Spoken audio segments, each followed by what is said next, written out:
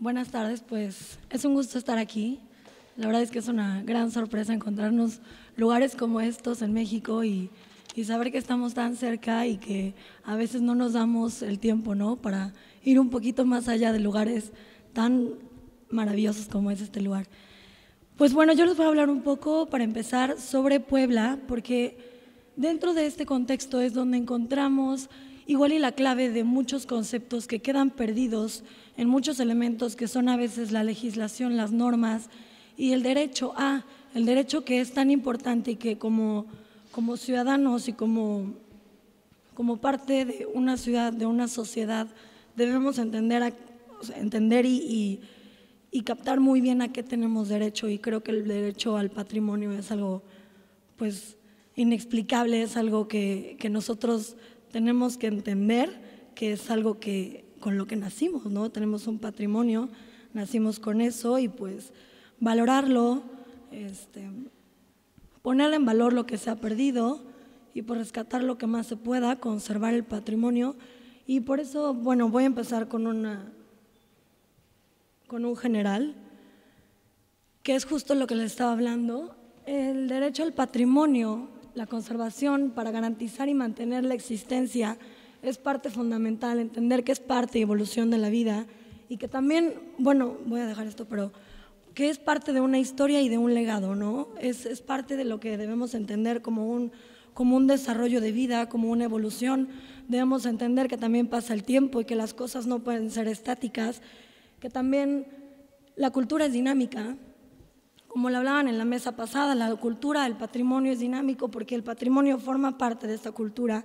Entonces, entender que hay cambios, que hay una evolución, que hay un tiempo que pasa y que también nos tenemos que adaptar a estas nuevas formas. Mucha gente me pregunta así como de, oye, ¿por qué pues, tan joven te metiste en este rollo? Que pues la verdad hay mucha gente grande y pues en Puebla la verdad es que pues, soy la única joven casi que me dedico a esto y que me encanta y me apasiona el tema.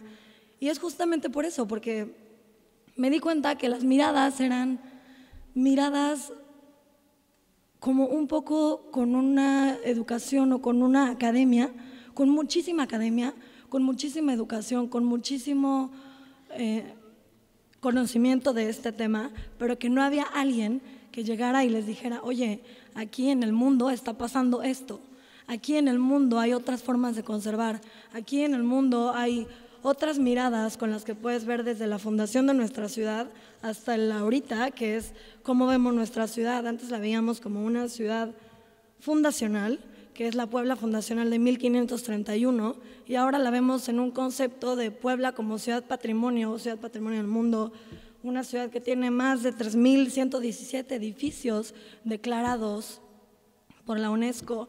Tenemos una zona típica enorme, una zona que tiene monumentos históricos de siglos y siglos y que no necesariamente tenemos a los expertos necesarios en calidad y en cantidad para abarcar toda esta zona que es muy rica en cuanto a patrimonio. Entonces, el recordar todos estos sentidos de patrimonio, que antes era conocida por la traza urbana, que es una ciudad reconocida y que también fue declarada por la excepcional traza urbana que la caracteriza. Puebla tiene una traza urbana perfecta, traída de los españoles y pues obviamente adaptada a una ciudad de barrio, a una ciudad fundacional que creció al lado de un río. Entonces, ¿cómo entender este concepto? ¿Cómo entender el cambio? Porque obviamente nosotros vemos una ciudad fundacional, vemos los barrios históricos, caminamos por las calles empedradas, por los barrios, vemos a la gente que sigue trayendo la alfarería, que hacen el vidrio, que hacen diferentes artesanías, todavía muy manual, y de repente te vas del otro lado de la traza y ves a una ciudad española, una traza perfecta, ves edificios perfectos, ves arquitectura barroca impresionante, ves edificios, pero también ves un contraste en el que no sabemos si exactamente a lo largo de la historia el marco legal o el marco normativo o jurídico ha sido el adecuado. ¿Y esto por qué? Porque a lo largo de los años, y digo, esto se debe también a este mestizaje, a este cambio de culturas y a este intercambio, a aprendizaje también que lleva la civilización muy rápido. Tal vez no se entendía y no se ponía en valor el hecho de que estábamos compuestos por una mezcla de culturas. Entonces pasa el tiempo, Puebla es considerada Patrimonio de la Humanidad por la UNESCO hace 30 años y cambia el concepto. Cambia el concepto porque el mundo empieza a ver hacia Puebla, ¿no? Y entonces toda la gente de Puebla empieza a decir, ok, entonces ya no nada más tenemos una ciudad con una traza perfecta y los barrios antiguos, ahora tenemos 3.117 edificios que conservar. Y esos 3.117 edificios que conservar estaban en ruinas o estaban en pésimo estado. Entonces, ¿cómo incluir todas esas normativas? ¿Cómo empezar a incluir esta legislación? ¿Cómo empezar a normar para que estas intervenciones pudieran ser las correctas? Y bueno, aquí es donde entran las instituciones federales, estatales, municipales, y donde la sociedad civil empieza a tomar valor porque empiezan a entender que el patrimonio nos pertenece, que el patrimonio es de todos.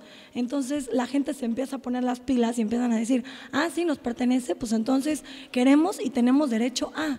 Entonces se empiezan a crear asociaciones civiles, se empiezan a crear consejos ciudadanos responsables de expertos que empiezan a crear estas normas, estos digamos, conjunto de leyes por expertos que habían estudiado durante toda la vida este tema del patrimonio, pero que no tenían dónde asentarlo.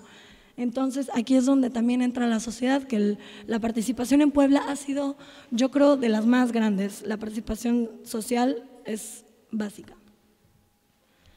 Y bueno, aquí es lo que les decía, ¿no? Empiezan a existir los decretos, los reglamentos, los planes.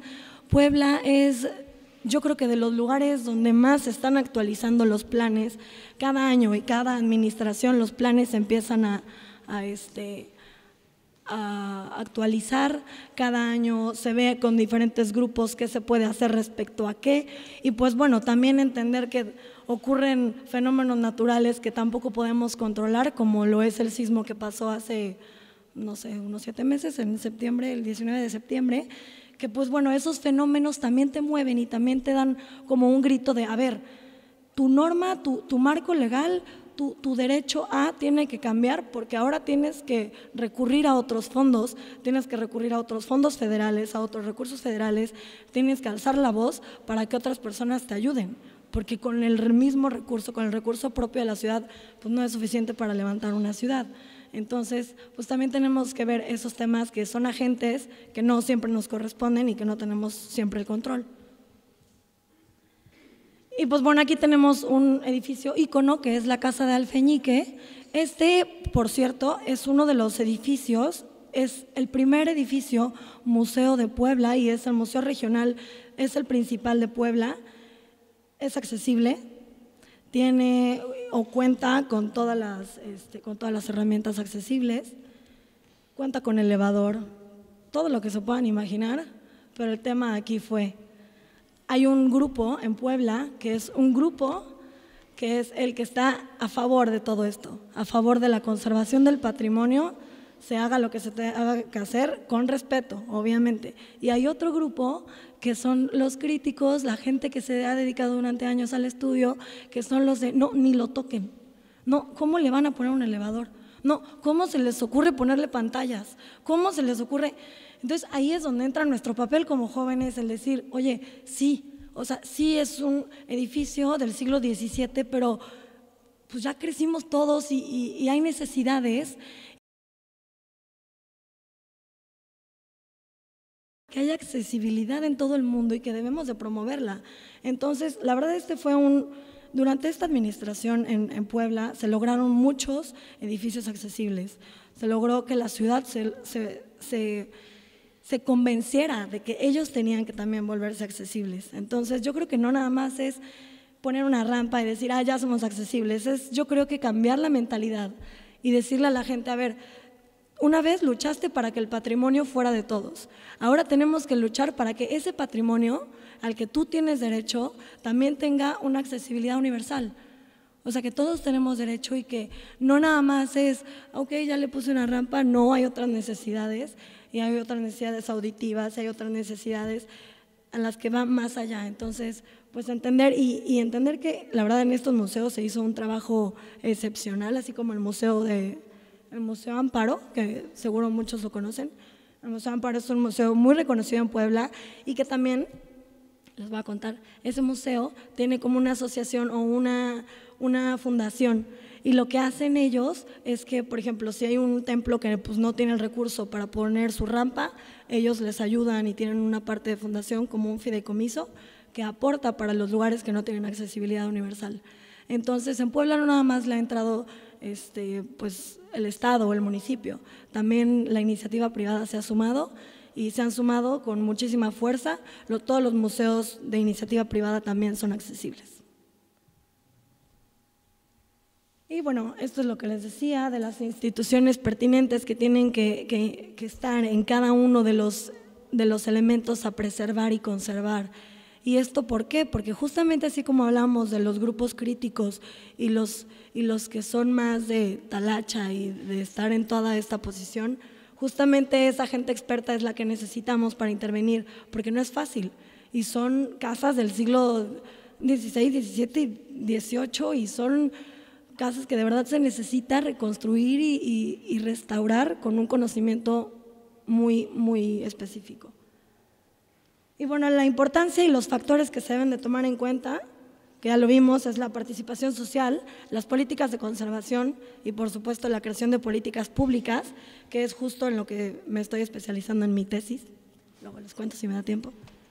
Y bueno, el Estado de Derecho, la normativa legal e institucional, las leyes, los decretos, las normativas, por supuesto la accesibilidad universal, el respeto, la difusión, el derecho a la integración a la vida diaria, las rutas turísticas, que ahorita les voy a platicar otra cosa de eso, y las necesidades de uso o la vida cotidiana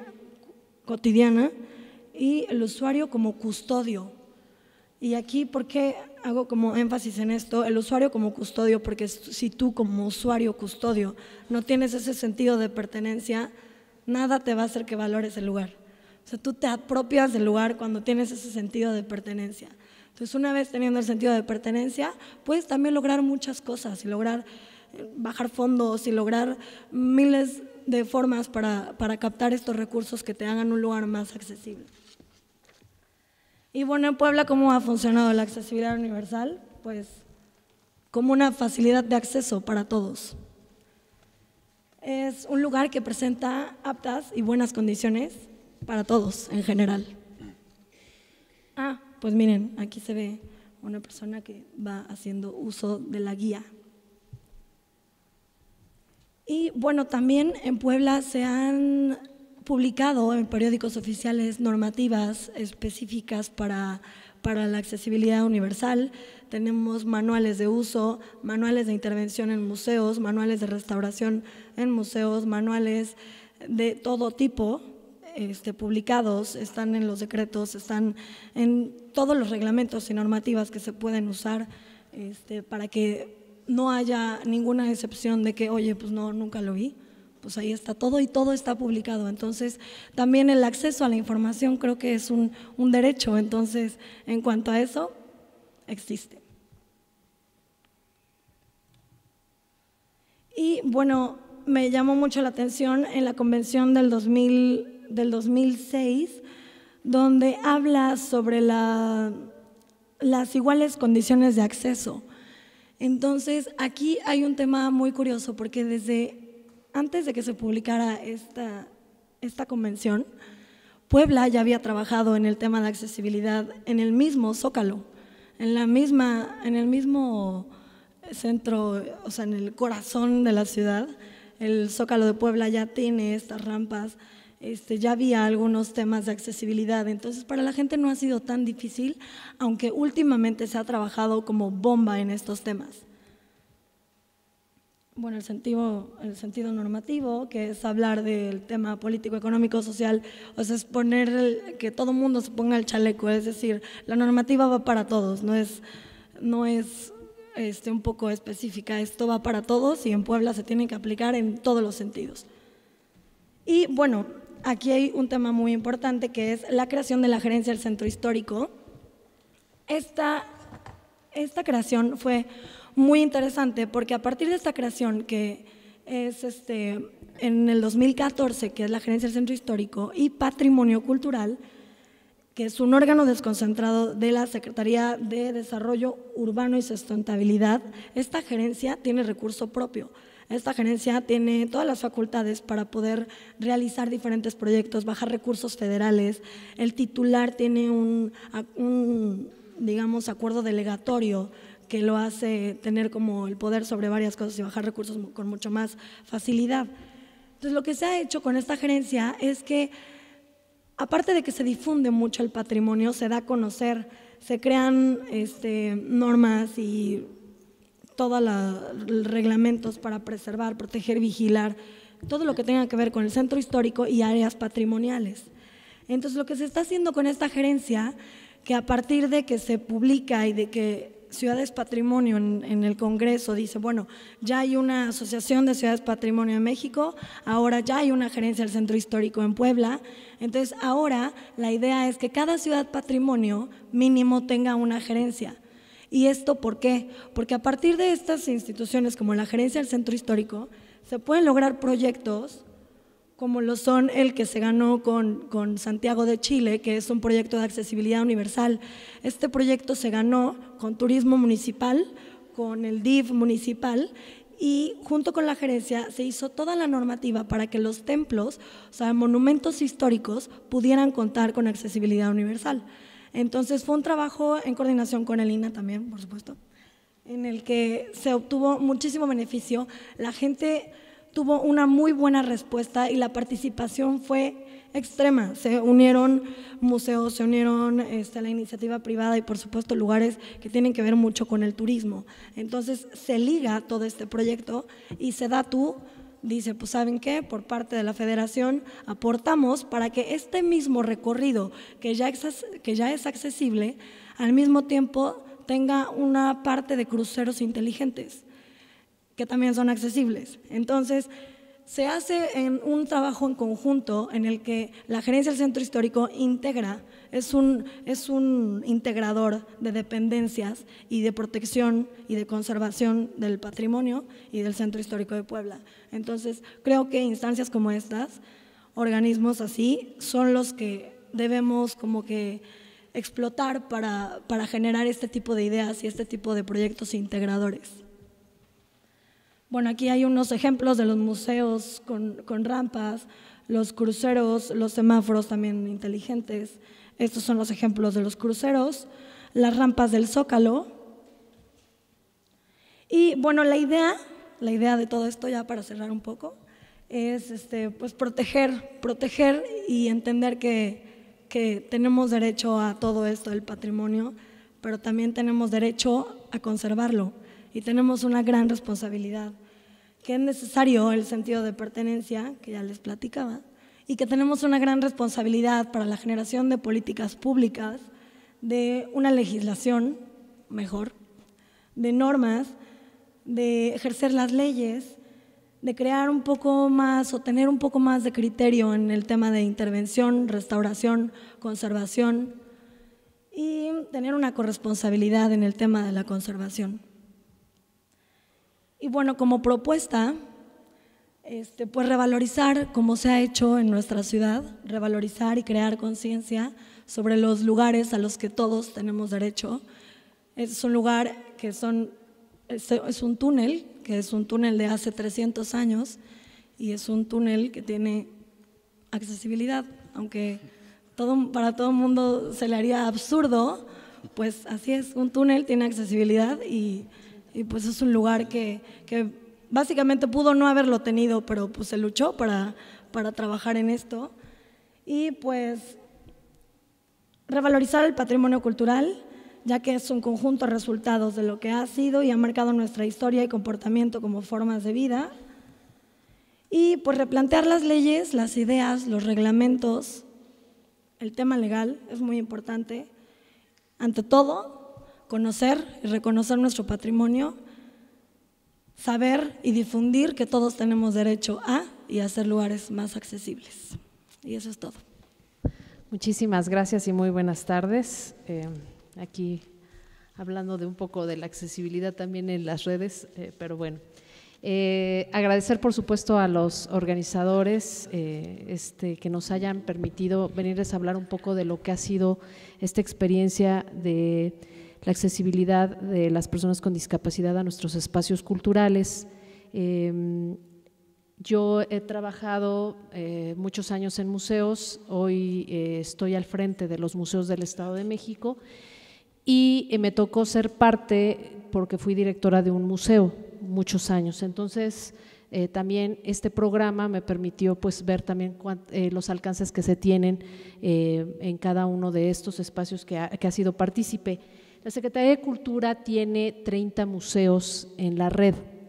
Recientemente se incorporó el número 30, que es una plaza donde se exhiben algunos objetos militares, que está en Cuautitlán, pero todos los demás son museos pues en edificios históricos, la gran mayoría, y eso también nos ha un poco ver cuáles son las líneas y las políticas que tiene la institución, sobre todo el INAH, que siempre hemos también trabajado de la mano con ellos para ver a qué sí podemos realizar en estos espacios y qué no. Entonces, trabajar conjuntamente con ellos, pues eso ha sido. Entonces, les voy a platicar un poco de los antecedentes del programa que hemos trabajado. Este programa inició en el Instituto Mexiquense de Cultura. Nosotros desde 2015, o sea, se crea la Secretaría de Cultura del Estado de México, y antes de eso éramos un instituto descentralizado y trabajábamos con nuestros propios recursos. Obviamente pues también teníamos muchas carencias en ese sentido. Sin embargo, pues el programa inicia cuando era Instituto Mexiquense de Cultura. Esto inicia en abril de 1999 y ya operativamente es en el mes de septiembre cuando se empieza a trabajar en los museos. ¿Cuál era el objetivo? Pues propiciar el acercamiento de personas que presentan algún tipo de discapacidad, ya sea física, sensorial, incluso mental también, que hemos trabajado con algunos niños con este tipo de problemas, que accedan a este patrimonio que en su momento era el Instituto Mexiquense de Cultura y ahora es la Secretaría de Cultura, y por supuesto fomentar este interés de todo lo que teníamos ahí como manifestaciones históricas, artísticas e incluso artesanales del Estado de México.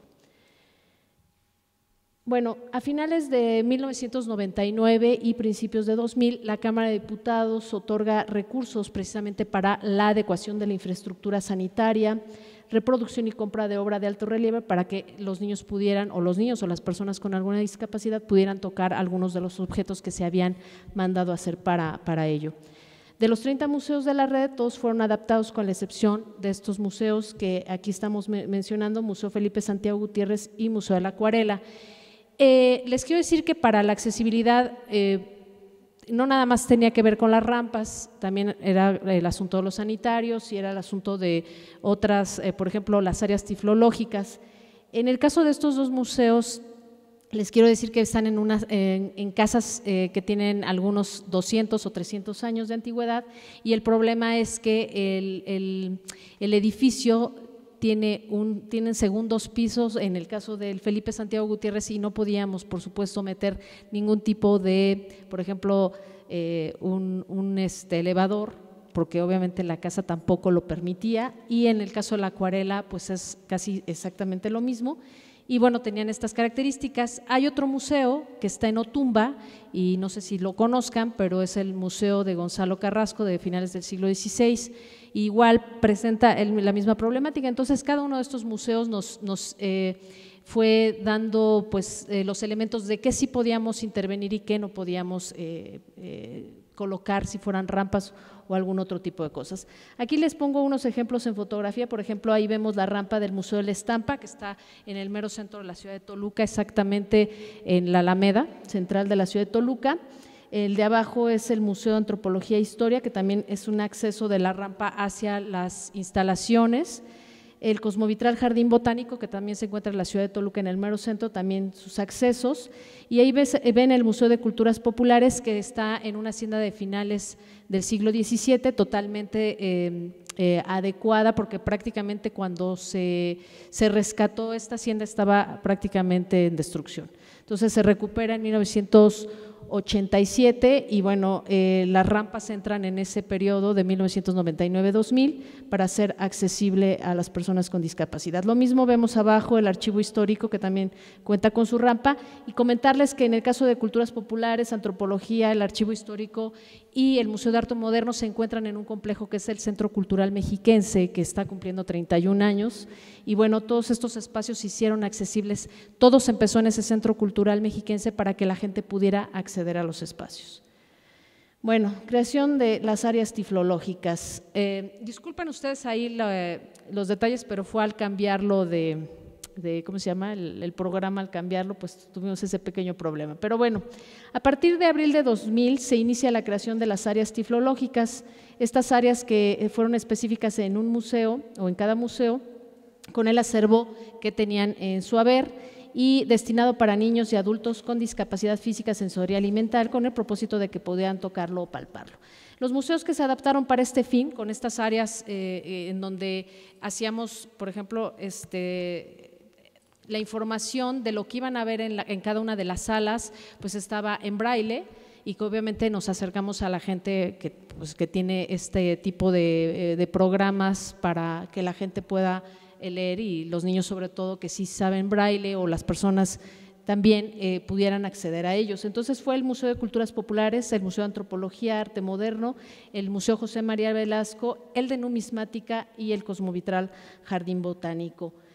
¿Qué se hicieron ahí en estas áreas tiflológicas? Pues se elaboraron cédulas en escritura braille, también se crearon las fichas fitotécnicas en las bibliotecas del Centro Cultural Mexiquense, que ahí tenemos una biblioteca gigantesca, también se hizo accesible, y una biblioteca pública que tenemos en la ciudad típica de Metepec.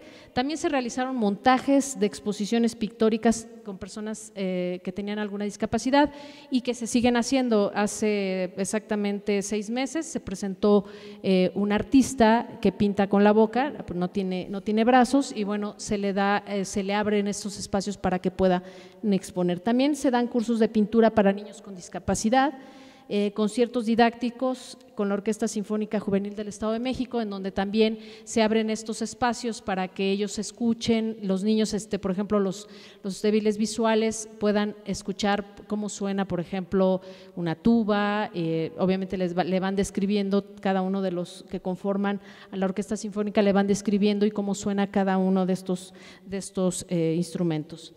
Aquí, por ejemplo, vemos un área tiflológica en el Museo de Antropología e Historia. Esto lo que ven ahí arriba es precisamente una réplica de una piedra que se trabajó también, y si ven junto tenemos esta cédula en donde va describiendo, en braille por supuesto, describe lo que están tocando, por ejemplo, las personas.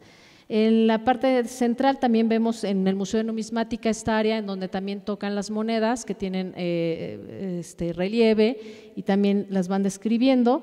En el caso del Museo de Arte Moderno también hay algunos objetos que se pueden tocar, como son esas esculturas, y en el Museo de Culturas Populares aquí voy a ser específica. Por ejemplo, el museo se divide en 7 salas.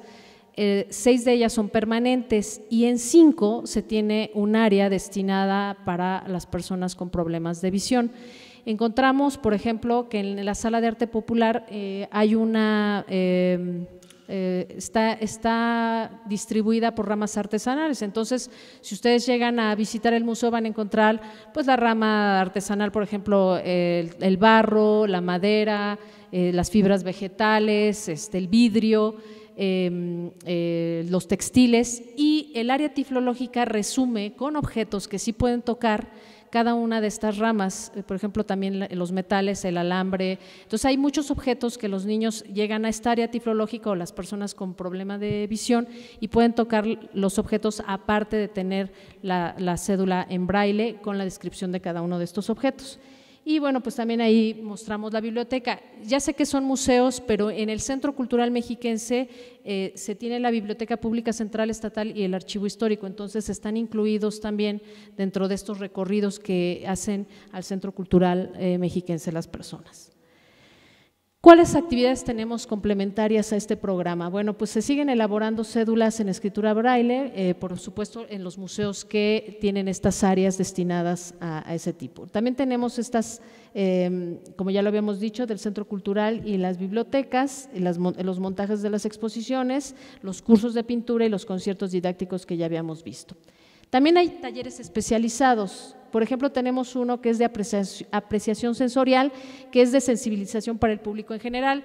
Lo que hacen aquí este programa es que se invita, por ejemplo, a grupos de 15 a 20 personas, pueden ser ya sean jóvenes universitarios, gente de la tercera edad, y a todos se les cubren los ojos y se hacen los recorridos por los museos para que ellos también sensibilizarlos de lo que la persona que no puede ver y cómo tienen estos accesos, por ejemplo, a lo mejor no saben qué es el braille, pero sí pueden tocar los objetos y el caminar por los espacios, si tienen las rampas, cómo ir pasando, o sea, es sensibilizarlos y muchos de ellos nos han ayudado para posteriormente dar las visitas guiadas a las personas que tienen estas capacidades diferentes. También tenemos el taller de trozos del arte, el arte en tus manos, que es también para niños y adultos con discapacidad y que hacen exposiciones de arte pictórico, la oscuridad de los colores para personas ciegas o débiles visuales, de grabado y de barro. Entonces, bueno, esto es hacerles esta experiencia. Este programa es manejado a través de la subdirección de acervo de la Secretaría de Cultura y ahí tenemos ya gente que tiene estos contactos con todas estas instituciones para que se puedan llevar a cabo estos talleres especializados. Aquí estamos viendo algunas fotografías también para que ustedes puedan percatarse de que incluso también tenemos museos con sillas de ruedas, que no ha sido tampoco lo más fácil porque bueno, algunas han sido por donación o por compra también de las asociaciones de amigos de algunos de nuestros museos y pues hay gente que tampoco puede caminar y tiene la opción de que se le pueda facilitar una silla de ruedas. Ahí estamos viendo también del lado de ustedes, del lado derecho, un chico que está tocando su cédula braille en el Museo de Culturas Populares. Abajo estamos viendo también las rampas de cómo acceden los niños para, por ejemplo, para la biblioteca y que también ahí se llevan a cabo algunos talleres. Y abajo vemos también la gente que aunque no puede ver, le están describiendo que es una rayuela, ¿qué es? Un avión o bebé leche, todo el mundo le llama de diferente manera, pero bueno, ahí están jugando en esta sala dedicada al juguete popular mexicano y pues esto también se les incluye de alguna forma porque también se hacen juegos con ellos en donde sí puedan participar en lo propio. ¿Cuál es lo que se ha tratado en estos años después pues ya son varias décadas de estar trabajando con el programa? Pues se siguen llevando eventos artísticos para niños y adultos con discapacidad, también conferencias y foros de discapacidad, conciertos como ya les había comentado, también sonidos del silencio, es así como se llama estos conciertos didácticos, sonidos del silencio.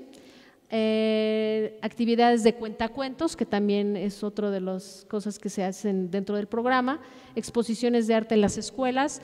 Recuerden que hemos tenido ese problema de que luego las escuelas antes hacían sus visitas permanentemente y ahora hay ciertas restricciones para también llegar, entonces lo que hemos hecho también dentro de la Secretaría de Cultura es salir a las escuelas, pues hablarles de este tipo de programas, por ejemplo. También hay capacitación para atención de personas con discapacidad en diversas instituciones educativas y gubernamentales, también asesorías a instituciones que así nos lo requieren.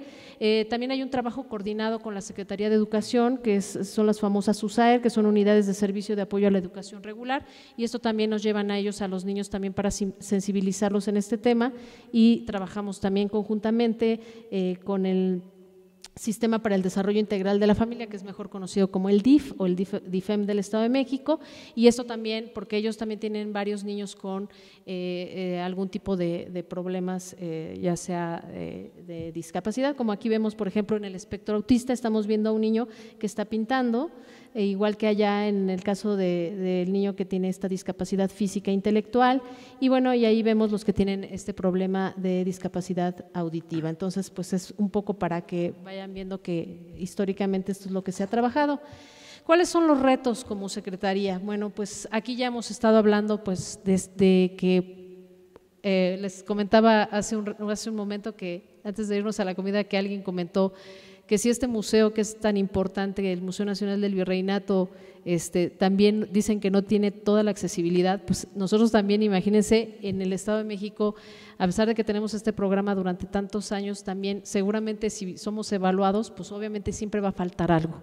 Entonces yo creo que ese es uno de los retos. También se hablaba de la reforma educativa en la mañana. Y bueno, pues todo esto nos ha dificultado que estas actividades que antes teníamos y llegaban los niños y trabajábamos conjuntamente con las escuelas para poder hacer este tipo de programas, no nada más otros más, pues ahora se han visto un poco restringidos y por eso ahora nuestro reto es salir a las instituciones para platicarles de todo lo que se está haciendo, igual que este tipo de coloquio también nos permite comentar qué está haciendo en este caso el Estado de México. También es importante considerar los avances en las tecnologías educativas que pueden incorporar programas integrales más acordes a los tiempos en que vivimos, que hoy también lo veíamos, ¿no? Que si tenemos algunas aplicaciones para poder que la gente pueda acceder a nuestros espacios, si no pueden, por ejemplo, si no podemos meter un elevador para que puedan visitar un museo, que para nosotros es muy importante, pues a lo mejor buscar a través de las tecnologías, pues cómo poder mostrarles lo que tenemos, este patrimonio tan importante que tiene el Estado de México, pues de esta manera los estamos también incluyendo y acercando. Y bueno, pues esto sería prácticamente lo que quería compartir con ustedes.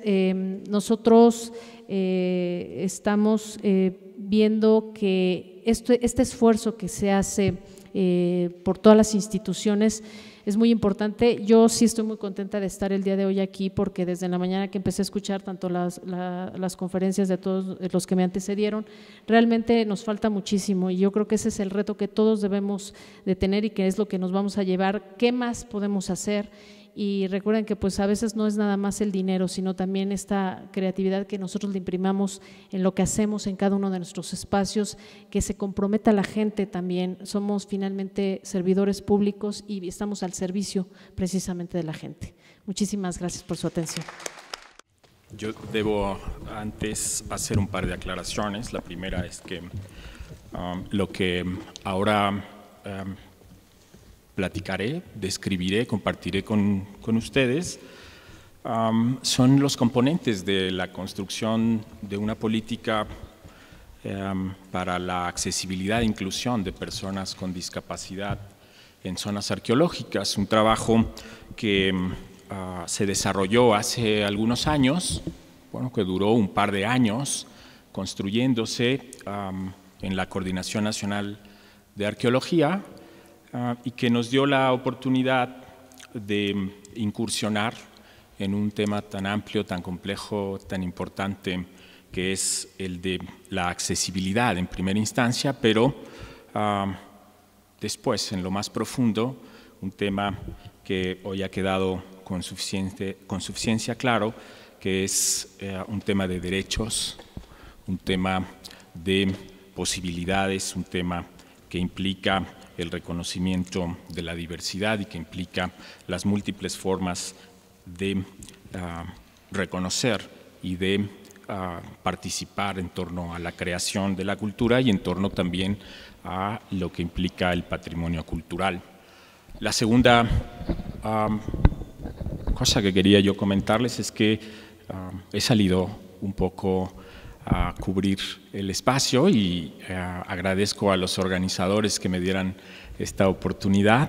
No es un trabajo que estemos haciendo ahora, lo estamos encuadrando en este coloquio y en lo que será el desarrollo de algo que está alrededor del patrimonio cultural en el Estado de México, la construcción sí de una política que nos permita encontrar maneras para conservar y proteger el amplio patrimonio cultural que tiene el Estado de México. Pero esto empezó hace unos 2 años, más o menos, cuando nos pidieron participar en la construcción de indicadores para informar sobre la aplicación de las políticas en materia de discapacidad e infraestructura cultural y servicios culturales. Es decir, informar qué se había hecho, qué había estado haciendo el instituto en sus museos, en sus zonas arqueológicas. Yo en ese entonces, responsable de la red de zonas abiertas al público en el país, pues nos dimos un poco a la tarea de buscar cuáles eran todos aquellos componentes alrededor de un tema que estaba presente en muchos lugares, en muchos documentos, con el que nos habíamos de alguna manera enfrentado en las zonas arqueológicas. Ustedes recordarán algunas de ellas. Monte Albán, por ejemplo, un sitio que tiene equipamiento para personas con discapacidad motriz, un elevador, uno de los primeros elevadores, que no logra funcionar muy bien en algunos momentos. También museos de sitio. Las 189 zonas arqueológicas tienen algunas de ellas museos, que incluyen rampas, que incluyen materiales, dispositivos, etcétera. Lo que nos encontramos fue una serie de cosas, de vestigios, algunos de ellos, en términos de tecnología, en términos de soluciones, en términos de épocas, pero también nos encontramos con un tema que nos inquietaba, y nos inquietaba en el sentido más humano del tema, y es el reconocimiento del derecho o de los derechos que todos tenemos, y específicamente el de las personas con discapacidad. Ahí nos encontramos también la manera correcta de hablar, porque en los últimos años ha ido también cambiando y adaptándose un poco esta forma de referirse al otro.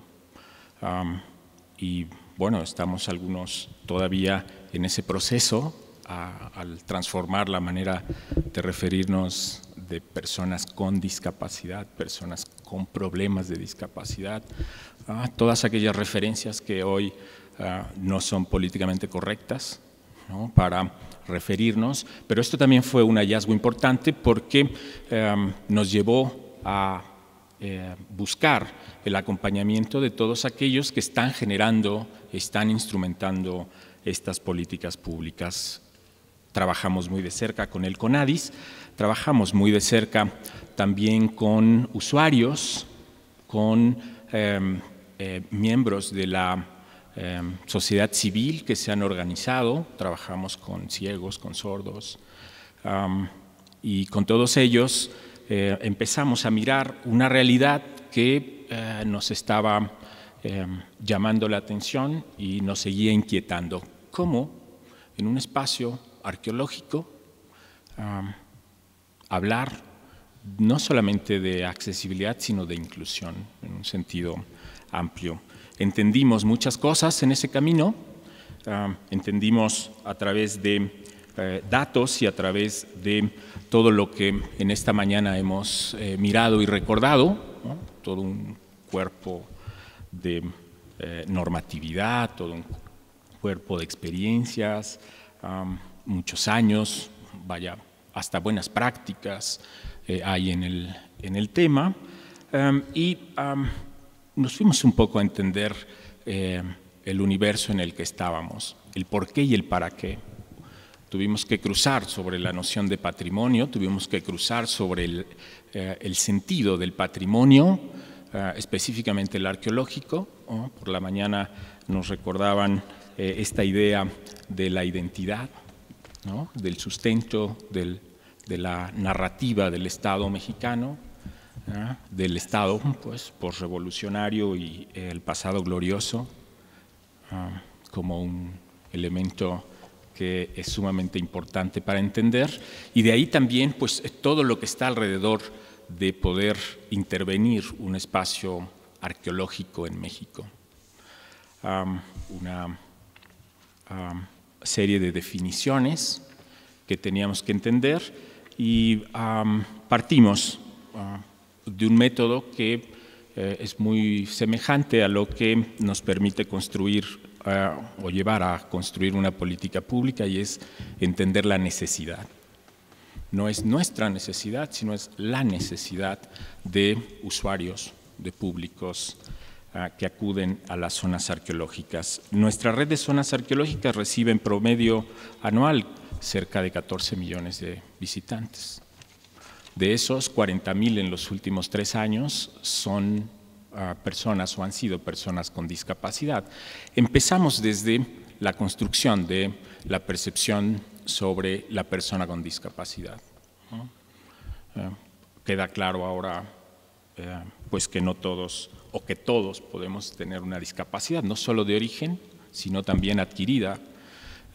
Y nos encontramos también conceptos muy interesantes en la arquitectura, en el diseño y en demás situaciones. ¿Cómo gestionar la accesibilidad en un espacio arqueológico con estas definiciones normativas y académicas alrededor de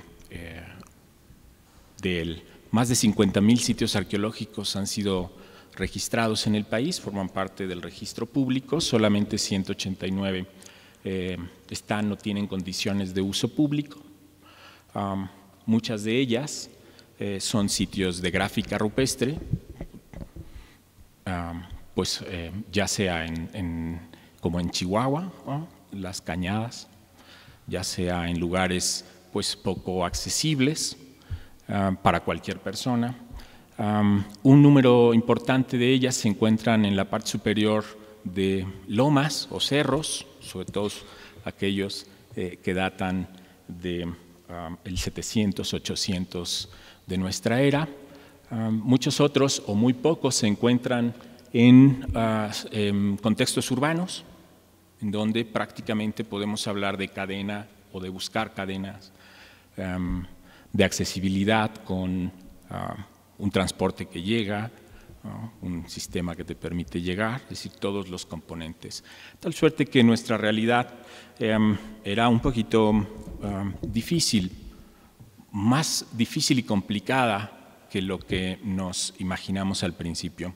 Nos acercamos entonces a la academia y nos acercamos también a quienes construyen, a quienes diseñan y a quienes perfeccionan dispositivos de todo tipo relacionados, un poco para buscar cuáles son las alternativas. Y nos hemos encontrado cosas muy interesantes. Esta gráfica que ustedes miran es la que nos muestra que el 1%, de acuerdo con estas cifras, entre los años 2010 y 2013. ¿Por qué 2013? Porque por alguna razón al 2013 era muy importante el indicador de personas con discapacidad o discapacitados en ese entonces. Después se perdió un poco el interés en términos de los indicadores, después lo adquiere, pero ahí nos encontramos un dato interesante, que es que los métodos para contabilizar no son pues confiables, porque representan o muestran solamente una parte muy reducida y estrecha de lo que es realmente, y nos dan unas anomalías en donde personas con discapacidad acuden a zonas arqueológicas por miles cuando no hay cadena accesible.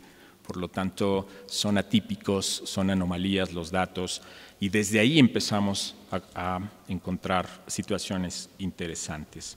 Bien, un poco trabajando la estadística en este mismo periodo, que son los datos más consistentes, pues nos encontramos un poco esto. Ustedes notarán, es un comportamiento muy similar al flujo normal anual de la visita a zonas arqueológicas y museos, ¿no? Picos en las temporadas de vacaciones, más sobre todo en primavera. Por alguna razón el 21 de marzo nutre de manera importante la visita en este momento. Estos datos son relevantes para tomar decisiones sobre en qué lugares sí, en qué lugares no, bajo qué características y condiciones estaríamos buscando la adaptación, buscando la construcción o el desarrollo de equipamientos.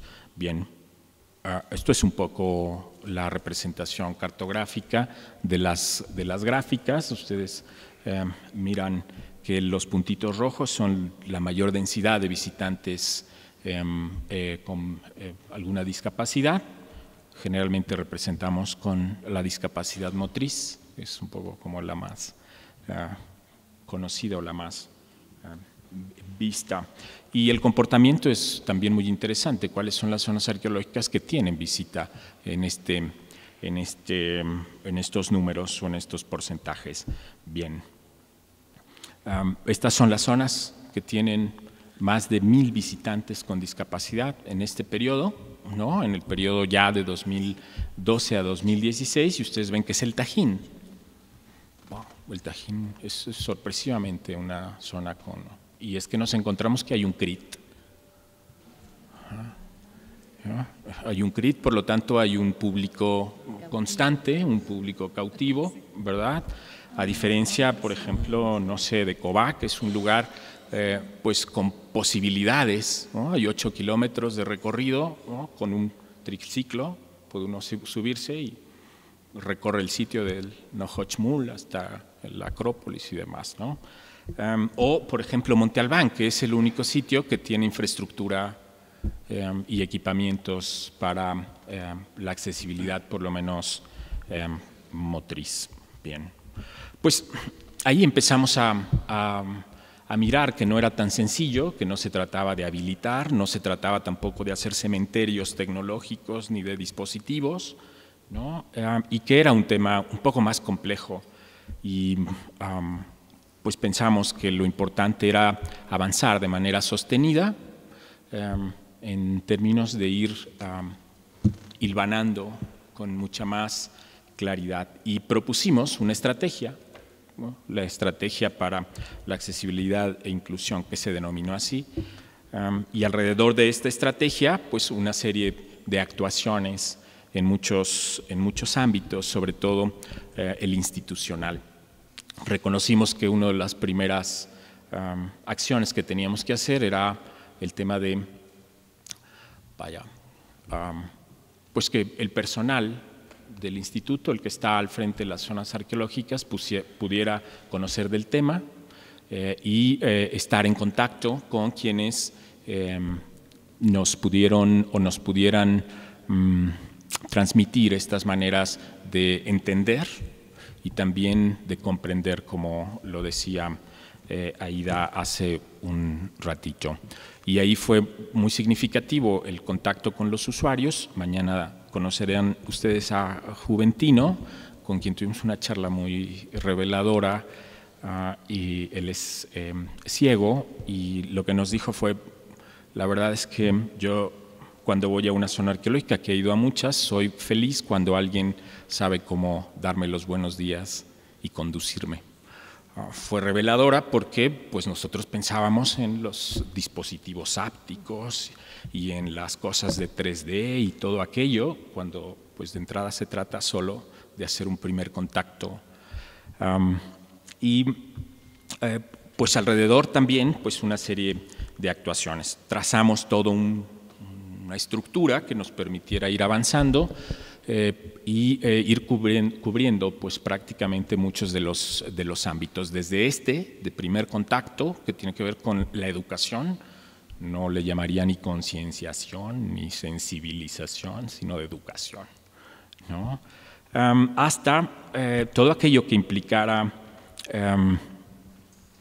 el trabajo académico para determinar factibilidades, porque aquí nos encontramos un tema pues, que es clave, y es la comunidad académica y su entendimiento y su proximidad con estos temas. Y por supuesto, bueno, hay de todo acá, ¿no? Y encontramos desde quien señala que estos lugares pues, son lugares no hechos para personas con discapacidad. Son ciudades, son antiguos asentamientos y que pues adaptarlos para que la gente con alguna discapacidad vaya, pues no va bien, hasta quienes pues con toda responsabilidad se sumaron a la discusión sobre pues los justos medios, es decir, en dónde sí, en dónde no, cómo intervenir un espacio, digamos, un espacio abierto, una plaza, cómo conducir a los visitantes hacia ese punto. Vaya, nos encontramos una serie de cosas y ahí nos encontramos el diseño universal y la arquitectura universal y nos encontramos un concepto que para nosotros es importante y unos términos alrededor de esto que tiene que ver que un elemento que puede ser pensado para cubrir una necesidad puede cubrir 20 necesidades. ¿Sí?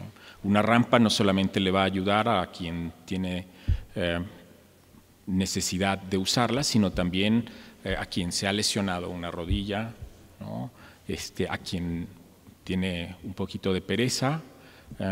Hicimos algunos sondeos en algunos sitios y notamos que las rampas son usadas por quienes miran que los escalones son un poco pesados, ¿no? Entonces, empezamos a encontrar cosas muy interesantes y la idea era construir una política pública a partir de una estrategia que nos permitiera sondear, conocer e ir involucrando toda una serie de actores, de miradas, de enfoques, de intenciones, de voluntades y demás. Se generó pues toda una metodología y se pensó en esto que se llama el pasado es de todos, haciendo una referencia no solamente a la posibilidad de accesar o de entrar o de estar en el lugar, sino de trabajar la noción del tiempo, la noción del paso del tiempo y la noción del pasado desde muchos ángulos para encontrar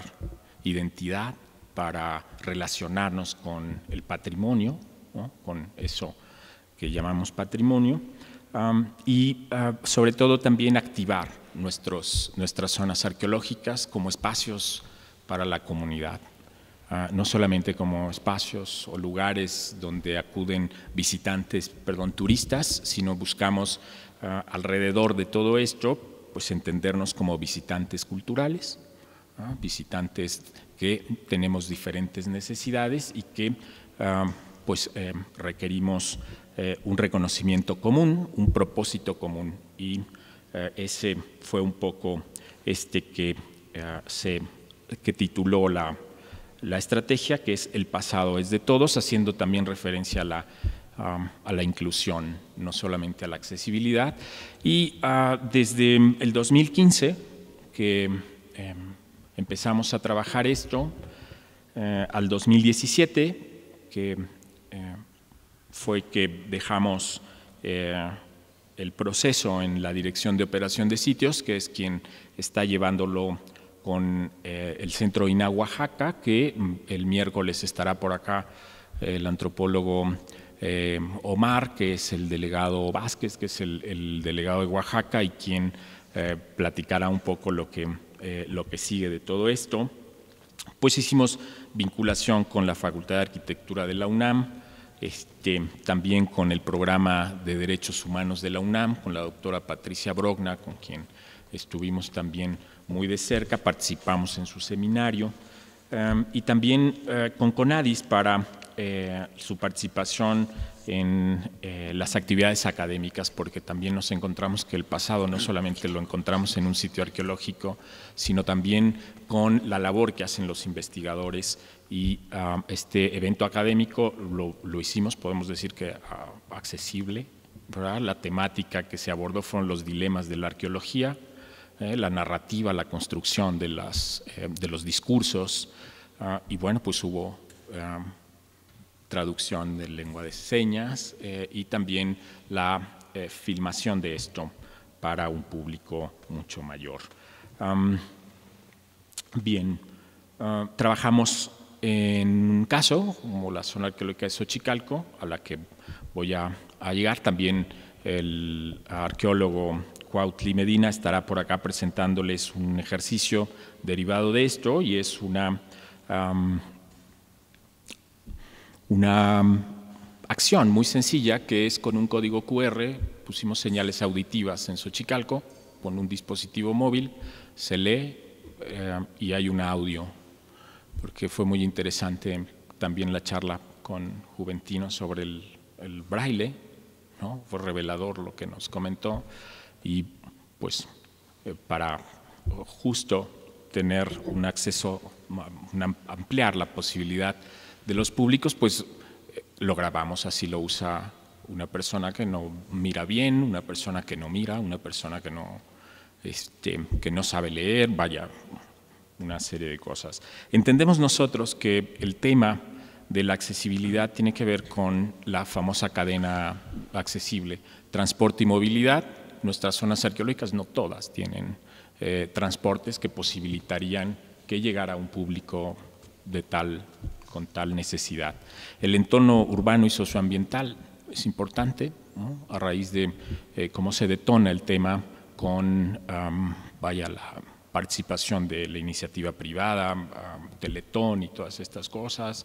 Bueno, pues hay en algunos lugares en donde existen condiciones que nos aproximan a